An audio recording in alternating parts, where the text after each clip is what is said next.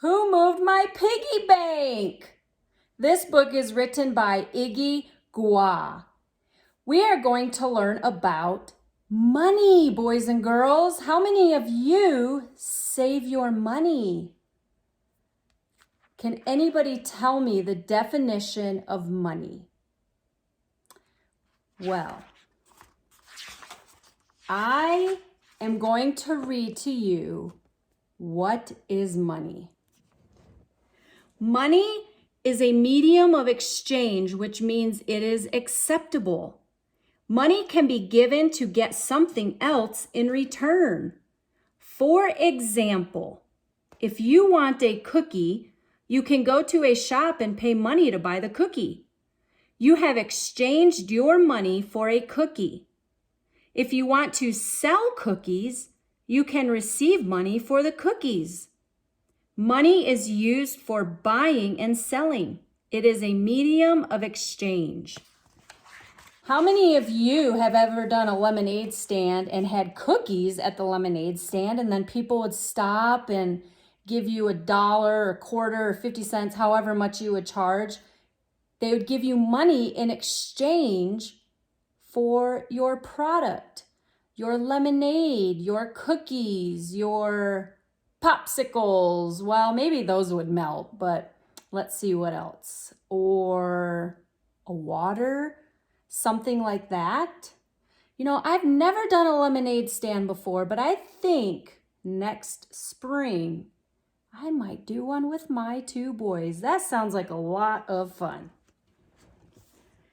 Money is useful because of its value. It can be kept over a period of time and still be useful in the future to buy and sell. Money is also used to determine the value of products and services. You can't say a pizza costs 10 lemons or an ice cream costs 1 cookie. No, they cost money. However, you can say a pizza cost 5 pounds. Okay, here's a little lesson for you. Pounds is the official currency used in Great Britain, which is part of the United Kingdom. So in the United States, we use dollars. So United Kingdom is pounds. United States is dollars.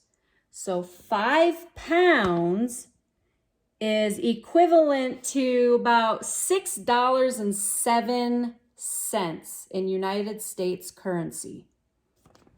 So you can say pizza cost 5 pounds and an ice cream cone costs 1 pound, which is $1.21.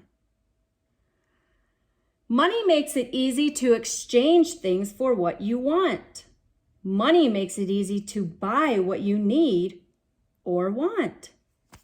Have you, boys and girls, purchased anything at the store using your own money lately? And what did you buy? Your favorite toy, candy, donut? Here's some activities that you can do with money. Make a list of what you can buy with money. Make a list of things you cannot buy with money. List some items you can find in your local shop and their prices. So, how do people make money? Well, the ability to make money is known as earning power. People earn money by working, also known as doing a job. Adults give their time and energy to work and get money in return. This money can be called income, salary, wages, or profit.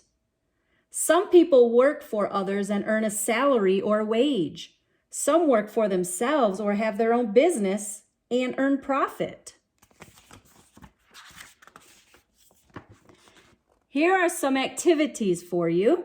Can you list some work or jobs done by grown-ups for salary or wages? What would you like to be when you grow up? What kind of job would you like to do as an adult? How do children make money? Do you think children can earn money? I think so. Let's make a list of ideas to earn money. Children can earn money by exchanging their skills for money. Can you make a list of your skills? Here are some other ideas. Offering services such as car washing, pet sitting, walking people's dogs. You could make and sell products like lemonade and artworks. You could make money online by starting your own blog or create an app. List various ways you can earn money as a child. How many hours in a day can you spend on earning money? Do you find some jobs easier to do than others or more interesting than others? List some of your skills and talents that you feel could help you do a good job. For example, I am patient with animals. I love dogs, so I can be a great dog walker.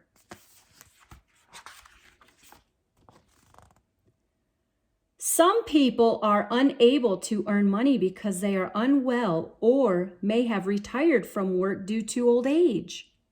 Can you think of anyone you know who is not able to work or earn money? Can you think of how people who are unwell or unable to work, how they can get money? Expenses. Can you name some expenses that your parents might have? And what is an expense if you don't know what that is? An expense are the things people spend their money on. And expenses are also called cost. It is the money you have to spend to get something in return. Like, for example, in order to have light in your home, your parents have to pay an electricity bill to be able to use that light. People spend money on different things. Let's look at some of the essential expenses that people spend their money on. But first, what is an essential expense? Essential expenses are costs that are necessary for everyday living. A good example is paying your house rent or mortgage. This is because you must have a home to live and sleep in. Another really important essential expense is food. You need food to live and grow. There are also some non-essential expenses, and those are costs that are not very necessary for everyday living. You can live without them. Luxury goods are classified as non-essential expenses. Can you give some examples of non-essential expenses?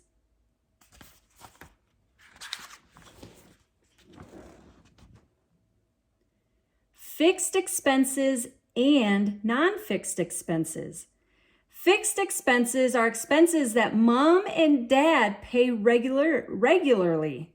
Most essential expenses are fixed. A good example, again, is rent and feeding.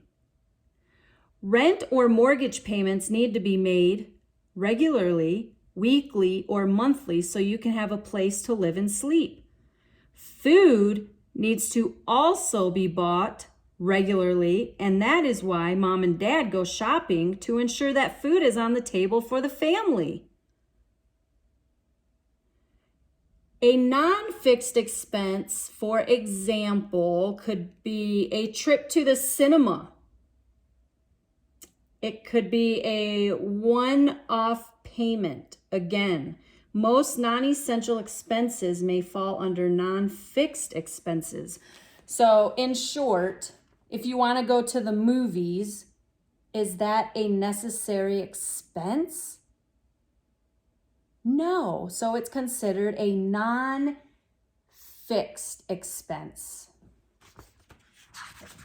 because it's not something that you pay all the time, like you do your rent or your mortgage in order to have a house to live in. I hope that makes sense. So here are some examples of fixed expenses. Rent, mortgage, water bill, electricity bill, tax or property tax, food shopping, telephone bill, internet bill. Let's see what else. Chocolates. Do you think chocolates are a fixed expense or a non-fixed expense? Yes, a non-fixed expense because you don't pay monthly for chocolate like you do your water bill, unless you can't live without it, I guess. Okay, now we're going to talk about needs and wants. To help you better understand expenses, let us discuss the difference between needs and wants. Needs are things that are important and necessary. A good example is air. You need air, but you cannot buy air. List some things that you need but cannot buy. List some things you need and can buy. Wants are things that you like to have, but they may not be necessary. An example could be a craving for chocolates after having dinner. Wants and needs are based on personal choices and available income. What is the difference between want and need? Can you list some things you want but do not need? How many of you have heard of the word budget? What does budget mean? Most people have more wants than needs. Most people have more expenses than income. This imbalance is why we need a budget. A budget is a plan that helps us to look at and manage our income and expenses. To make a budget, we need to look at money coming in, which is our income, and money going out, which is our expense. With a budget, you can know what money is coming in, your income, and what money is going out, your expense. Deficit, surplus, and balance. Okay, now we get a little bit advanced here. But you know what? You're never too young to learn some advanced education, right? Some advanced knowledge. So here we go. Overspending. When the money going out is more than the money coming in. So for example, let's say I spend $20 on candy, but I only make $10 a week in allowance. How are you going to afford $20 in candy? So that is overspending, spending more than what you earn. Underspending. Well, that's the opposite. When the money you have is more than the money you want to spend. And this shows my budget is in surplus. Balanced spending. When the money you have is the same as the money you want to spend. This means you have nothing left. So therefore, your budget is balanced.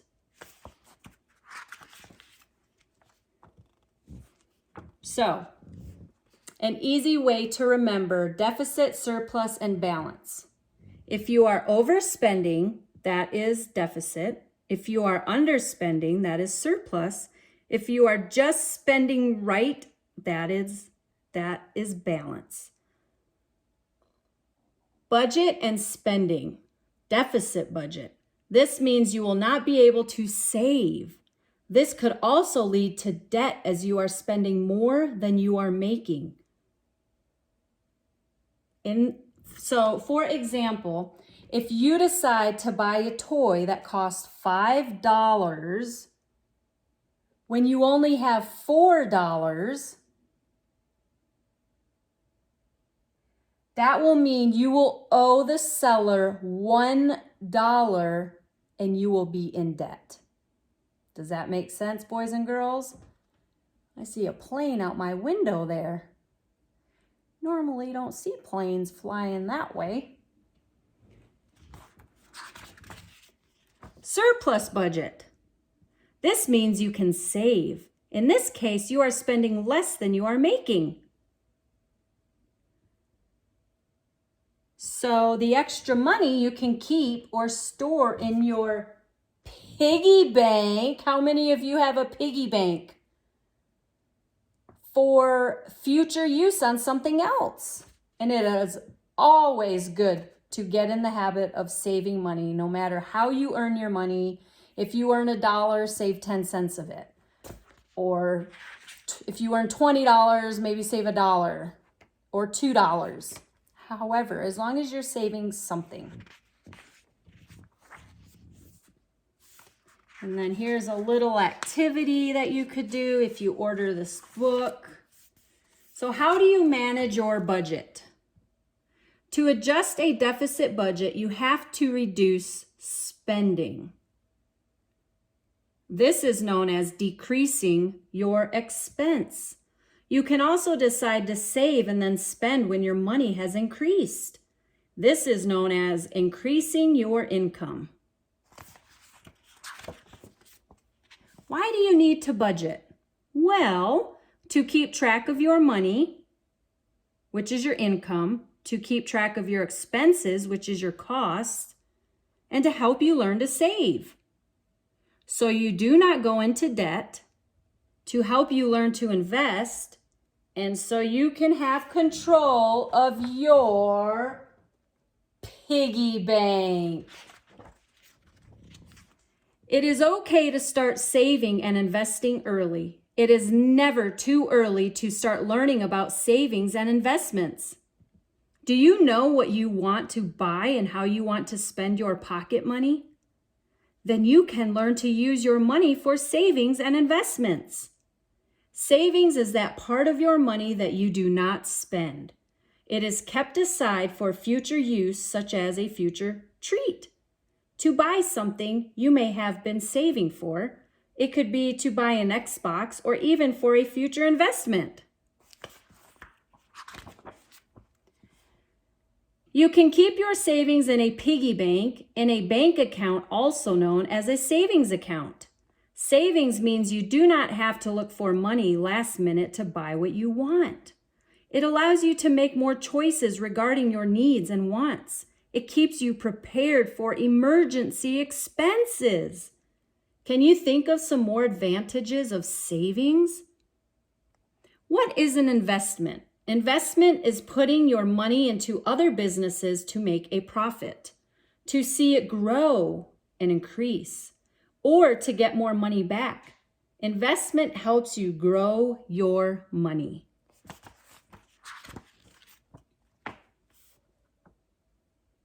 Okay. So there's some information in this book that would be very, very helpful if you purchase this book on Amazon. Yes, it can be found on Amazon. This is a great book for teaching boys and girls about money. Let's see what else. Oh, debt. Sometimes, as much as people try, they are not able to make enough money to meet their needs and wants. This can lead to debt. Debts can also happen because of sickness, losing one's job, and most importantly, when prices of essential things go up. This is called inflation. Anyone can get into debt. The important thing is to find a way out of the debt. There are lots of organizations that provide support for debt management. But the key here is to not get into debt, so you don't need an organization to help you manage your debt. While we may not be able to control inflation, we need to know that it is okay to be careful with money, especially to avoid debt.